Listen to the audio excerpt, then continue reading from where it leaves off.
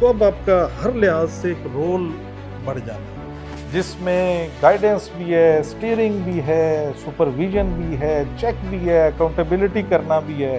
तो ये मेंटली खुशी के साथ साथ आपने अस्यूम करने के लिए बहुत सारी नेक ख्वाहिशात, अल्लाह आपको कामयाब करें। लोगों को ज़हन में ज़रूर रखें। सेंटर स्टेज, मैं हमेशा हर जगह बात करता हूँ कि सेंटर स्टेज बंदे को आप रख लेंगे ना, आम पब्लिक, गुड मैन, बदमाश या वो नहीं, टाउट शाउट को नहीं है, वो उसके साथ बुरा सलूक करें।